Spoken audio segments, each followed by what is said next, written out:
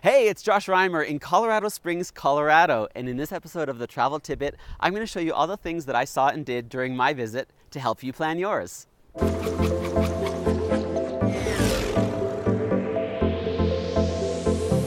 So the first thing I had to do was go up Pikes Peak, America's mountain. So you can drive up this. It took me about an hour. It would be a bit longer during busier times, but it's a beautiful drive, very scenic. The weather gets colder the higher you go.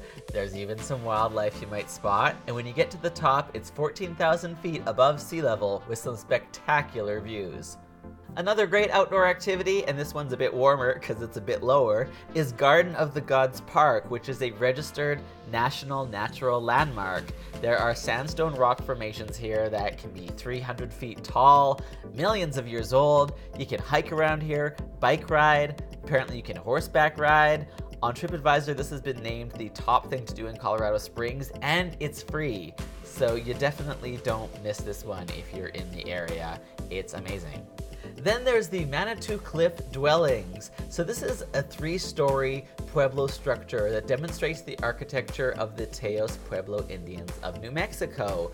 They are descendants of the cliff-dwelling Indians belonging to the Anasazi cultural line. And over the years, it's been expanded into a museum that has pottery and artifacts, so you can learn all about the Anasazi culture, and it's really interesting history.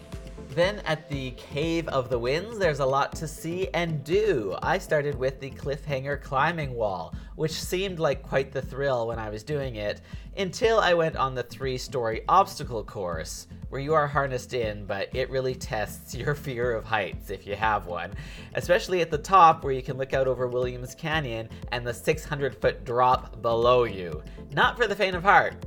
But then there's the caves themselves. So in 1881, 2 brothers went exploring, and this is what they found. The caves are actually millions of years old, and they've had guided tours since 1881. So that makes it one of Colorado's oldest and most famous attractions.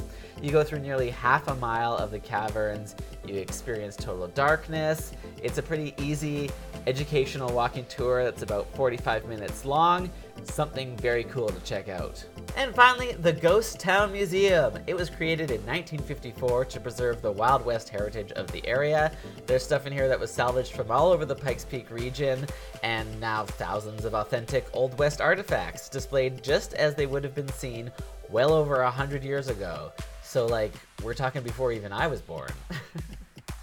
And those are the things that I saw and did during my visit to Colorado Springs. Thanks for watching, and see more from my travels on Facebook, Twitter, or Instagram. Bye!